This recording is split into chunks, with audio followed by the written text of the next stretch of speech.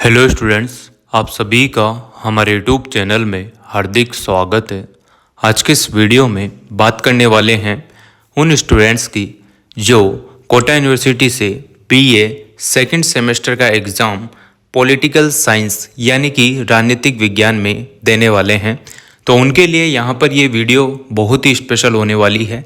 इस वीडियो में मैं आप लोगों को वेरी इंपॉर्टेंट क्वेश्चन बताने वाला हूँ और साथ में ही आप लोगों को एग्ज़ाम पैटर्न से रिलेटेड जानकारी भी देने वाला हूँ। तो वीडियो आप लोग पूरा देखना और अगर आप लोग चैनल पर नए हैं तो चैनल को सब्सक्राइब, वीडियो को लाइक और बेल आइकन ज़रूर दबा लीजिएगा। देखो स्टूडेंट्स, बीए सेकेंड सेमेस्टर वाले स्टूडेंट्स जो भी हैं जिनके पॉलिटिकल साइंस का पेपर है या फिर बात करें बीए बीएड वाले जो स्टूडेंट्स हैं जिनके भी पॉलिटिकल साइंस का पेपर है, सेम ही आप लोगों के पैटर्न रहता है, सेम ही सिलेबस रहता है। ठीक है, तो देखो यहाँ पर राजनीतिक विज्ञान वाले जो भी स्टूडेंट्स हैं, पहले अपन एग्जाम पैटर्न की बात कर लेते हैं। आप लोगों के 150 अंक का पेपर होता है पूरा ओवरऑल, जिसमें होता है 50 नंबर आपके इंटरनल के रहते हैं और 100 नंबर आपके एक्सटर्नल रहते हैं। ठीक है, एक्सटर्नल का मतलब आप लोग समझ गए होंगे कि रिटन एग्जाम होगा जिसमें आप लोगों को कॉपी लिखना है, उसके हिसाब से आपके मार्क्स बनते हैं, वो 100 नंबर का रहता है। ठीक, और जो 50 नंबर का इंटरनल रहता है उसमें आप लोगों के असाइनमेंट होते हैं, लिखित परीक्षा होती है और मौखिक परीक्षा होती है। जो रेगुलर स्टूडेंट है उनकी बात करें तो आप लोगों को जो 50 अंक दिए जाते हैं कॉलेज की तरफ से, उसमें आप लोगों को असाइनमेंट रहता है 20 नंबर का, लिखित परीक्षा होती है आपकी 20 नंबर की और मौखिक परीक्षा जो वाइवा होता है वो 10 नंबर का होता है। और अगर प्राइवेट स्टूडेंट्स की बात करें, नॉन कॉलेज वाले स्टूडेंट्स की बात करें तो आपको भी 50 नंबर दिए जाते हैं, उनमें असाइनमेंट के 40 नंबर रहते हैं और 10 नंबर वाइबा के यानी कि मौखिक जो आपसे प्रश्न पूछे जाते हैं उसके रहते हैं। ठीक है, ये बात समझ में आ गई सबके। अब बात करते हैं, आपका जो एग्ज़ाम है वो 3 घंटे का होने वाला है और उस एग्ज़ाम में मतलब जो भी आपका पेपर आएगा उसमें 2 खंड आएंगे, अ और ब। ठीक है, ए और बी नाम से।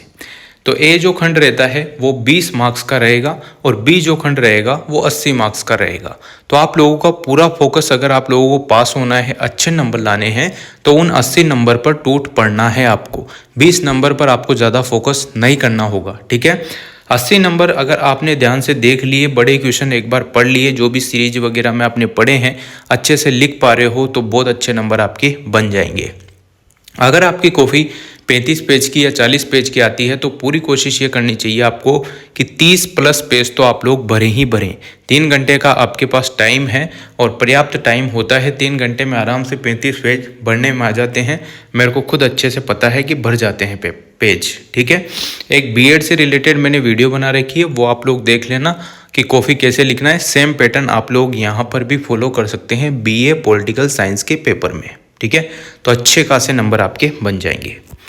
खंड ए की बात करें तो 10 क्वेश्चन आपके सामने होंगे, प्रत्येक इकाई से 2 क्वेश्चन लिए जाएंगे। ठीक है, तो आप लोगों को ओनली कितने क्वेश्चन करने हैं? 10 क्वेश्चन करने हैं और 10 क्वेश्चन करने हैं, इसके 2 नंबर आपके होंगे, पर क्वेश्चन के 2 नंबर होंगे, तो 20 नंबर आपके यहाँ से बन जाएंगे। समझ गए? 10 क्वेश्चन आएंगे, अनिवार्य रहते हैं, 10 के 10 ही करने हैं। एक इकाई से 2 भाग होंगे, 30 में संक्षिप्त उत्तर आपको लिखना है, 30 शब्द का संक्षिप्त उत्तर लिखना है और 10 क्वेश्चन हैं, 2-2 नंबर के हैं, तो 20 नंबर यहाँ पर बन जाते हैं खंड ए में, जिसको आप लोगों को बहुत कम टाइम देना है, लास्ट में इसके क्वेश्चन करने हैं। बी खंड की बात करें तो 10 प्रश्न आपके सामने होंगे। ठीक है, प्रत्येक इकाई से 2 प्रश्न आने वाले हैं, 5 क्वेश्चन आपको छांट के जो आपको आते हैं 2-2 में से अथवा में आएंगे, तो एक एक क्वेश्चन आपको करना है, मतलब 5 क्वेश्चन करने होंगे और प्रत्येक क्वेश्चन आप लोगों के 16 मार्क्स का रहने वाला है। 5 क्वेश्चन 16 मार्क्स के होते ही 80 नंबर का ये हो जाता है। 500 शब्द आपको लिखने हैं, मतलब कि बहुत सारे स्टूडेंट के दिमाग में रहता है कि कितने पेज बढ़ने हैं 16 नंबर के प्रश्न में।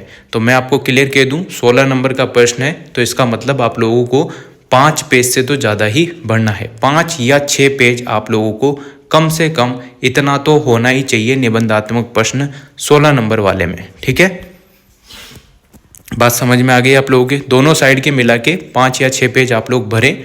ठीक है, 500 शब्द आपको लिखने हैं। आगे बात करते हैं, अगर किसी की स्पीड अच्छी है और कॉफ़ी काफ़ी बढ़िया है, बड़ी है और 3 घंटे पर्याप्त हैं और अगर वो 6-7 पेज भी लिखना चाहता है तो लिख सकता है। टाइम का ध्यान रखते हुए आपको पेपर पूरा करना है। ठीक है ना। अब देखो अधिकतम अंक रहेगा 100 नंबर, जो रिटर्न एग्जाम आपका होगा 40 नंबर पर आप पास हो जाएंगे। अगर इससे 1 नंबर भी कम आता है तो आपको बैक या फेल कर दिया जाता है। इकाई फर्स्ट की बात करते हैं, जो मोस्ट इंपॉर्टेंट क्वेश्चन है उनको पढ़ के जाइएगा। इसमें से आप लोगों को सारी चीज़ें मिलने वाली है, with syllabus with unit wise सारी चीज़ें मैं आप लोगों को बता रहा हूँ। व्याख्यानों की संख्या पहली इकाई है, जिसमें आप लोगों से मनु और उसके लेखन, राज्य पर विचार पूछ सकता है, धर्म, दंड, सप्तांग सिद्धांत, राज्य की उत्पत्ति और उनका योगदान क्या क्या है, इससे रिलेटेड आप लोगों के बड़ा क्वेश्चन बन सकता है। अगर कौटिल्य की बात करें तो कौटिल्य को आपको अच्छे से पढ़ के जाना है, अच्छा खासा क्वेश्चन यहाँ से बन जाता है। कौटिल्य, उनके लेखन, राज्य की उत्पत्ति, राज्य के अंग, राजा, उनकी योग्यता और कार्य, मंडल सिद्धांत और योगदान, भ्रष्टाचार पर विचार, ये क्वेश्चन आपसे बड़े क्वेश्चनों में बन सकता है।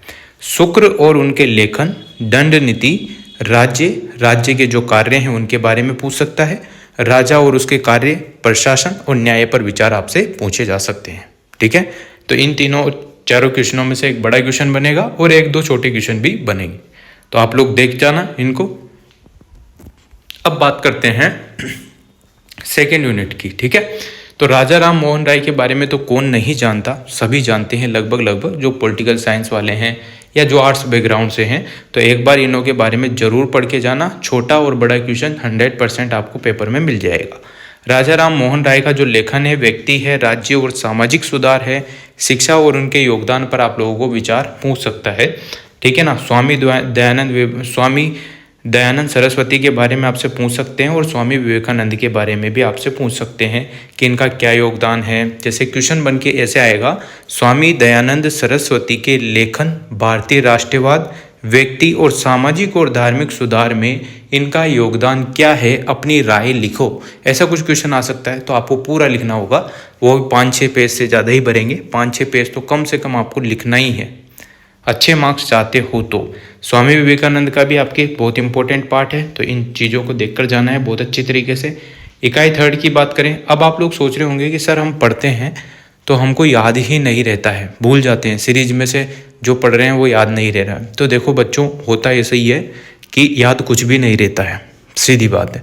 बस आपको थीम दिमाग में लानी है, एक बार आपको पढ़ लेना है कि स्वामी विवेकानंद का नाम ये था, पिता का नाम ये था, इनकी माता का नाम ये था, इनने क्या लेखन किया, राष्ट्रवाद में इनकी क्या भूमिका है। एक कहानी के तौर पर आप लोग पढ़ के जाएं और फिर अपने मन से पूरी कोशिश करें लिखें, और वो ही लिखें जो आपने पढ़ा है। ठीक है, ऐसा कैसा ना लिखें, बस आपके दिमाग में जो चल रहा है उससे रिलेटेड, उस क्वेश्चन से रिलेटेड वो लिख दीजिएगा। ठीक है ना। इकाई थर्ड की बात करते हैं, तो इसमें आप लोगों से गोपाल कृष्ण गोखले के बारे में और बाल गंगाधर तिलक के बारे में, जो भी इनकी व्यक्तित्व है, राज्य है, पद्धतियां हैं, स्वराज है, राष्ट्रवाद है, राजनीतिक पद्धतियां हैं, आर्थिक विचार है, इनका क्या क्या योगदान है, वो सारी चीज़ें आप दोनों इनमें से पूछा जा सकता है।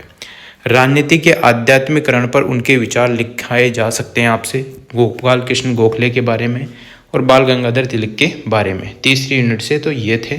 चौथी यूनिट की बात करें तो महात्मा गांधी है, जवाहरलाल नेहरू है और आधुनिक भारत, पंचशील, लोकतांत्रिक समाजवाद और उनके योगदान पर आपसे विचार पूछे जा सकते हैं। कुल मिला के चौथी यूनिट बहुत इंपॉर्टेंट बन रही है, क्योंकि महात्मा गांधी है और जवाहरलाल नेहरू है, जो कि पॉलिटिकल साइंस में कंपलसरी इन दोनों में से बहुत अच्छे अच्छे क्वेश्चन, बड़े क्वेश्चन, छोटे क्वेश्चन बनने ही तय हैं। तो आप एक बार इनके बारे में, जो भी इन्होंने क्या क्या आंदोलन चलाए थे, एक क्वेश्चन तो ये भी आ जाता है कि महात्मा गांधी के आंदोलनों के बारे में विस्तार से वर्णन कीजिए।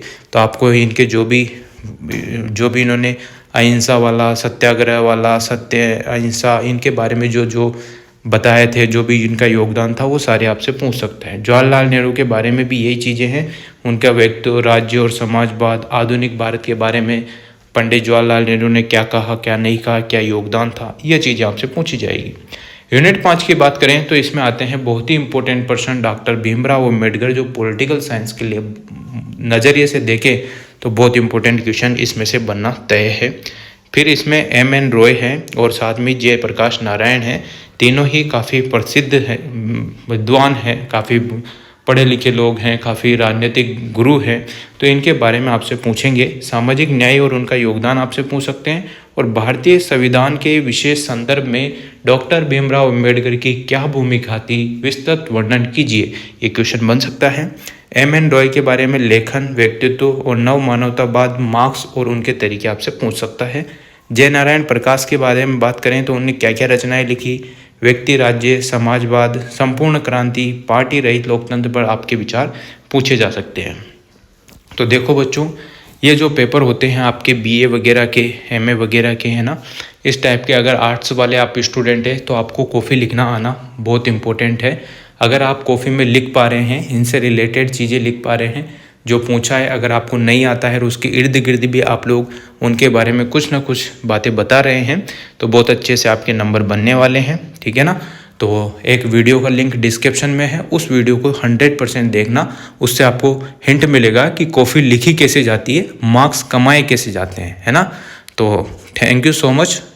वीडियो अगर अच्छी लगी हो तो like, comment, share and subscribe.